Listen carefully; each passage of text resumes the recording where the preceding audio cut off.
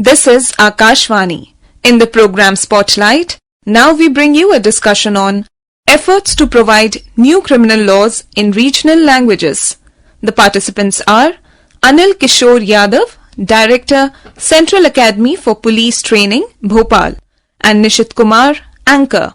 Any modern society and state runs smoothly only with the rule of law being given precedence over other things. And India, of course, being the mother of democracy and also the largest democracy in the world, the rule of law has always been there in place. Earlier, it was the Indian Penal Code, the Code of Criminal Procedure, and the Indian Evidence Act, which was there for the rule of law to happen in the country. But it was a much needed thing for long now and much in demand that the older laws, which were turning probably obsolete in certain aspects, had to be done away with and new laws being brought in, and rightly so. And the new criminal laws, namely the Bharatiya Nyaya Sanhita, the Bharatiya Nagarik Suraksha Sanhita, and the Bharatiya Sakshya Adhiniyam, they were brought in and put in place and were put in practice on the 1st of July of 2024. And to discuss about the new criminal laws and also the vernacular aspect of it,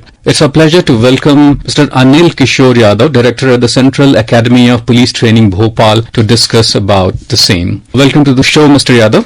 Thank you. Jai Hind. Jai Hind. So we start off the discussion by asking you about the broad salient features of the new criminal laws, that is the Bharatiya Nyaya Sanhita, the Bharatiya Nagarik Suraksha Sanhita, and the Bharatiya Sakshya Adhiniyam. Kindly tell us about the broad salient features. Yes, as we are aware, these laws were passed in the Lok Sabha on 20th of December and next day, 21st December in Rajya Sabha. And 4 days later, Honorable President of India granted her assent on these laws, and that very same day, that was 25th of December, these were notified before whole nation. And 2 months later, on 24th of February 2024, the central government, exercising that delegated power to appoint the date of enforcement, notified that from 1st July 2024, these laws will come into force. Accordingly, on 1st July 2024, these laws have come into force. So, as we are aware, out of these three new laws, two were still continuing, which were made by colonizer Britishers. That is Indian Penal Code, which was enacted in the year 1860, 163 years back. And another one, Indian Evidence Act, which was enacted in the year 1872. So these two were colonizers' laws. And Criminal Procedure Code, this was 50 years back, before 2023, 50 years back, half a century back. Our own independent parliament enacted Criminal Procedure Code 1973, that is called, and that was enforced on 1st of April 1974. So these three laws are freshly enacted, two which were made by Britishers and one by independent parliament of our nation. So salient features, these laws, as we are aware that there it was Indian Penal Code, so it was stress was more on penal provisions. Now our name suggests Bharatiya Nyaya Sanhita 2023. So Dand se Nyay ki or, from punishment to justice. So this is our motto of our national parliament and our government. And Bharatiya Nyaya Sanhita is most pervasively restructured and reorganized in terms of sections and chapters. Earlier, those sections of Indian Penal Code was original sections, number of them was 511, and 64 sections were inserted subsequently, and 21 sections were already repealed before this law was finally repealed through these press enactments. So these 511 plus 64 minus 21, these total 554 individual sections have been incorporated, some with some changes. Changes are of two types. Some formal changes only, some essential changes with the scope and all. So these 554 individual sections have been incorporated within 358 sections of Bharatiya Nyaya Sanhita 2023. So out of these 358 sections, 10 sections are completely new sections, and remaining 348 sections incorporate whole of that content, perimeteria as that Latin phrase goes, that 554 sections. So out of these, some new, completely new offenses and new sections have been introduced in the Bharatiya Nyaya Samhita.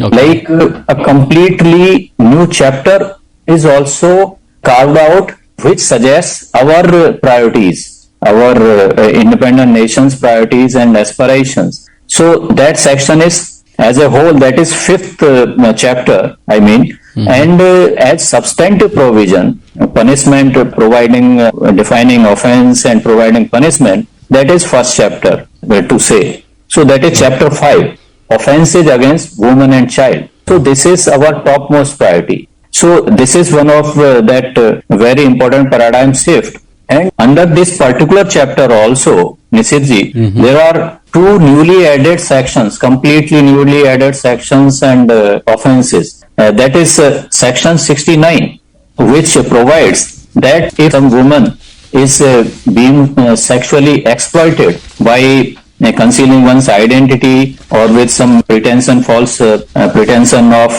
promise of marriage, or by luring that I will give you certain, get you certain employment or certain promotion, etc. So sexual exploitation through these means has been now made an independent offense, independent of rape. If ingredient of rape offense are there, definitely rape section will be applicable. But if certain circumstances, as I have mentioned, if they are not covered under the definition of rape, then this will be covered under section 69.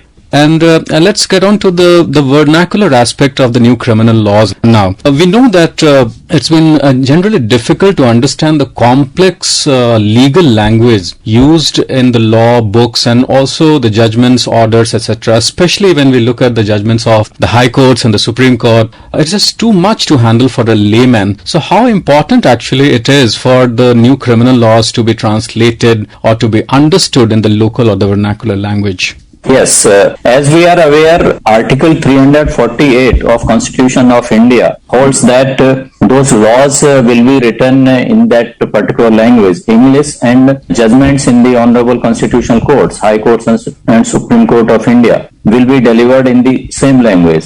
But at the same time, in many of the states, our whole legal system is not conducted in that particular language. Their vernacular language comes into picture. That is one part. And you are absolutely right and sensitive that apart from that justice administrative system, one has to understand those laws to get benefit out of that vernacular. Those folks who are not that literate or that affluent, who don't have that good access to those resources like good lawyers and all. So for them, already central government of India has notified this Hindi official translation of all three laws, and there is one Bhashini app. Through, with the help of that particular app, government of India has planned to translate those laws and other material which central government agencies and states are on work to prepare for the benefit of each and every person, every folk to the last man, as that saying goes.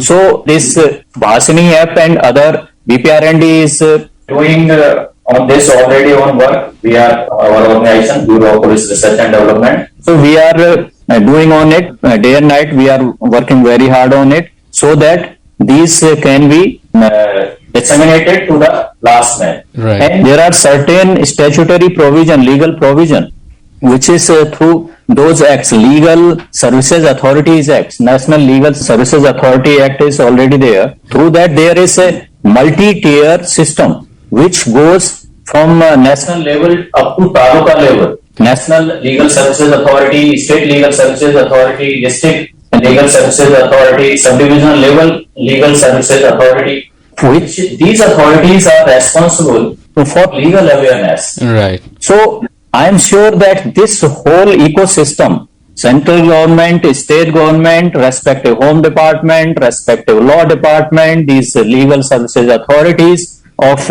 at various levels, all of us in a synergy, and other those bar associations also, bar council. So everybody, whole ecosystem is on the job to do this at the best of their ability. Okay, Mr. Yadav, let's talk about the local courts in any state for that matter. How important it is actually for the local courts to deliberate in the local language, and especially when we speak about it, we have to consider the language of the High Court in that particular state, because High Court mostly, as we understand, are mandated to deliberate in the English language. So how important it is for the local courts, because the local courts of course would be under the overall supervision and jurisdiction of that particular High Court of that state. Yes, Nisirji, this duality is there in many of the states where that local courts work other than English, and otherwise wherever it is in English there is no duality in respect to local court versus work in constitutional courts. But still that is inconvenient, as I have already discussed, for an average citizen of those areas. So there are, yes, this is an issue related to those accessibility to those resources, legal, but this is the state of affairs. As I have already mentioned that Article 348 of Constitution of India has this provision. Yes. So we have to work through that ecosystem so that these legal awareness services and those laws and legal aid also, there are provision to provide legal aid to those who cannot afford those costly lawyers. Right. So those systems are there. You just mentioned about the Legal Services Authority and all. Yes, and yes. Coming to another difficult part of it, there would be certain technical terms in the codes, the BNS and the BNSS and the BSA, of course. So how difficult actually it would be to actually translate into the local or vernacular language, and also actually people to understand that? Yes, it has never been an easy task, Mrs. Ji, for sure. Because as one of those Rajbhashas, our Hindi and the most widely spoken language other than English. Of course, English is not mother tongue of most of us. So even in Hindi, at times, those we may feel that we don't have that good translation of technical legal terms. Right. So these issues are there. So these are related with historical, cultural development of those areas, and these new laws have come from those Britishers. So certain things and jurisprudential development all across the globe, universalized those terms. So these are issues, but I am sure that our system will conquer those problems and issues, and we will be able to reach the last match. Yes. Thank you so very much, Mr. Yadav, for having joined us and shed light on the new criminal laws and the vernacular aspect of it. Thank you so very much. Thank you so much, Nisirji. Ji. Jai Hind. You were listening to a discussion on efforts to provide new criminal laws in regional languages. The participants were Anil Kishore Yadav, Director, Central Academy for Police Training, Bhopal, and Nishit Kumar, Anchor. This program was produced and presented by the News Services Division of Akashvani. You can listen to it on our mobile app, News on AIR. This program is also available on our YouTube channel, News on AIR Official. You may share your feedback about this program through email at airnsttalks@gmail.com or WhatsApp on 9289094044.